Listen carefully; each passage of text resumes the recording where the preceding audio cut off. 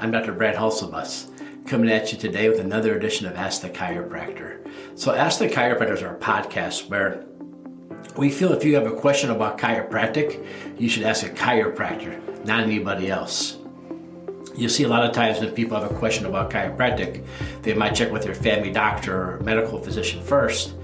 But I gotta be honest with you, your medical physician, your family doctor probably never studied chiropractic, doesn't know much about chiropractic. So if you had a question about your teeth, I don't think you should ask your family doctor either. I think you should ask your dentist. So if you have a question about chiropractic, it's important you ask a chiropractor. So that's who I am, Dr. Brad Hulsebus, chiropractor. So today we have a question about, somebody asked me in the office the other day, they were in here about 3:30, 4 o'clock, and they said, boy, you should have a lot of athletes in here, and they were mostly all female athletes. They said, you take care of that many female athletes, so what's the deal with all the female athletes coming in? And to be honest with you, I never really thought too much about it, but we do have a lot of female athletes that come in here. And I talk about that, I talk about the age like from middle school through high school, because what happens is this is the age where we usually go through a growth spurt. And when you go through a growth spurt, it takes a lot of growing and a lot of time for your muscles and your body to catch up with you. So as a chiropractor, everyone knows we look at your spine, we find your misalignments, we get them back in alignment, and your body should heal, take care of itself, and feel better and perform better. That's why we see both athletes. A lot of people know we take care of the Rockford Ice Hawks, the AHL hockey team for the Chicago Blackhawks. And matter of fact, like in 3 weeks, the pro baseball and the pro hockey players, chiropractic groups, all of us together are getting together for one giant conference, talking about how we can, the newest things in chiropractic to help athletes. But let's go back to our young female athletes. So we go through a growth spurt and we take off to that age between middle school and high school, and our bodies take off. And a lot of times our coordination and our muscles don't keep up with us. Now I want to talk a little bit about muscles, because not all muscles are the same. Meaning that like in my arms, I can move my arms anytime I want to. I can move them up and down all around.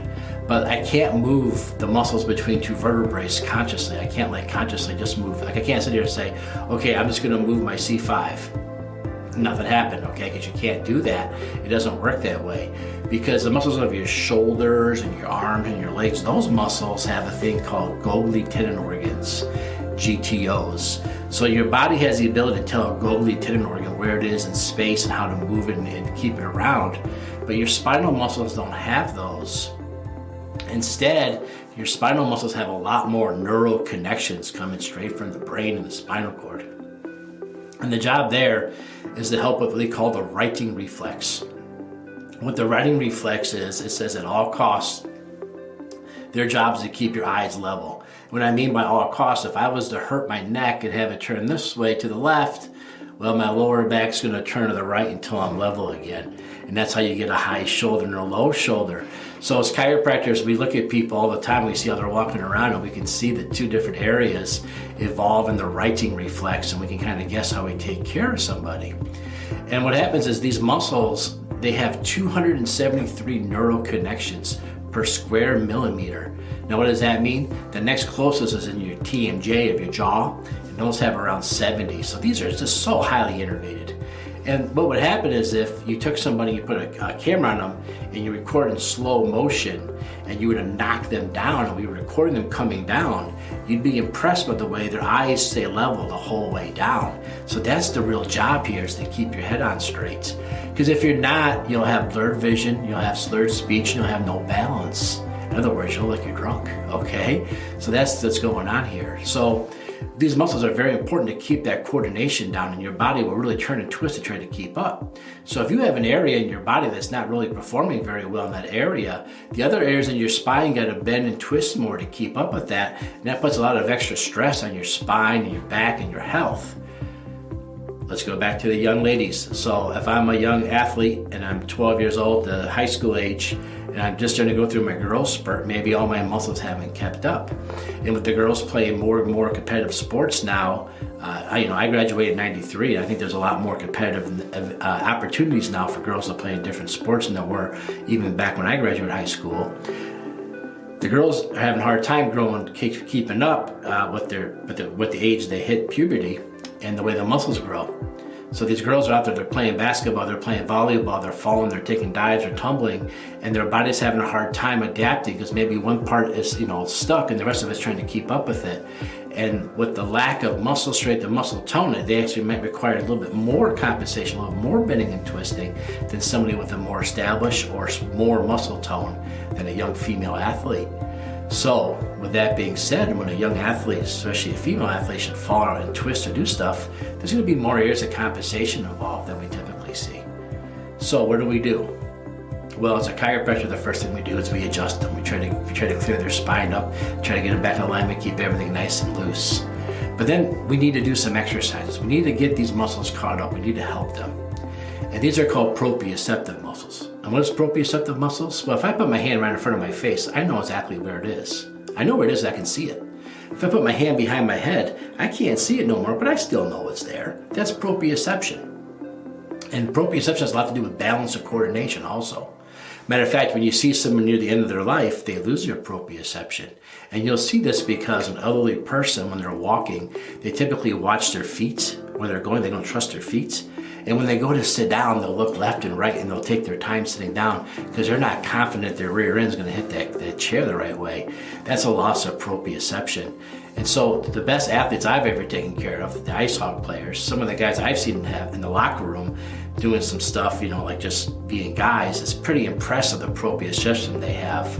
I remember watching one of my favorite hockey players, Christopher Stieg, the way he could keep his balance on the exercise ball was pretty impressive. But again, he went on to have a great NHL career, won a couple of Stanley Cups. So I don't expect most of my athletes to come in and do that, unless they are ice hogs, and I do expect them to do that.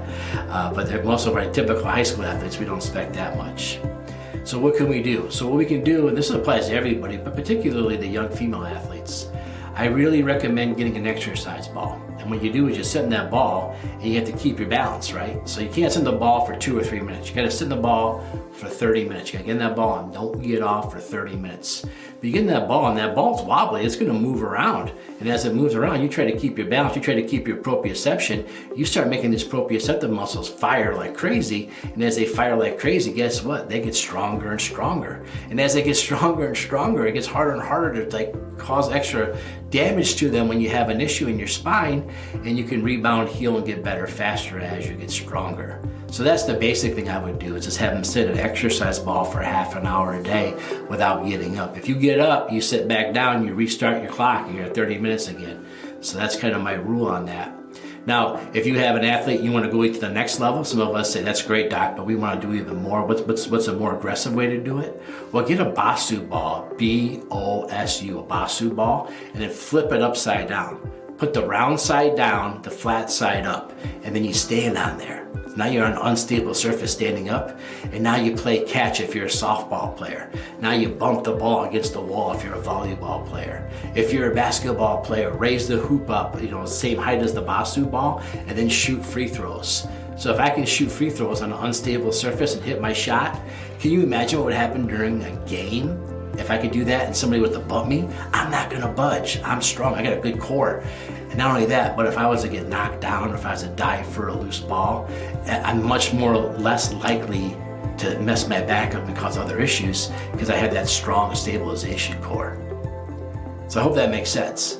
So if you're an athlete, the first thing you do is get checked by your chiropractor and make sure you're all ready to go. Step 2, start challenging that proprioception, start challenging that balance stuff, getting that wobble board, getting that exercise ball as a minimum, and start making those muscles stronger by exercising them more and more. You get that core nice and strong, you get those stabilization muscles nice and strong. You'll be amazed not only that you feel better, but you're gonna perform better, and as your spine stays better, your health's gonna get better. All right, well, that's this week's Ask the Chiropractor. If you have a question for the chiropractor or a question about chiropractic, please ask a chiropractor. No one's more qualified than a chiropractor to ask a question about chiropractic. Just like your dentist is the most qualified person to ask a question about your teeth, right? Maybe not a podiatrist, probably a dentist. All right, so if you have a question, leave a comment below, shoot us a message, DM us, go to rockforddc.com, ROCKFORDDC.com. Leave us a message there, and maybe next time you'll be the question of the week. Thanks again. Thanks for listening to Ask the Chiropractor. Have fun, everybody.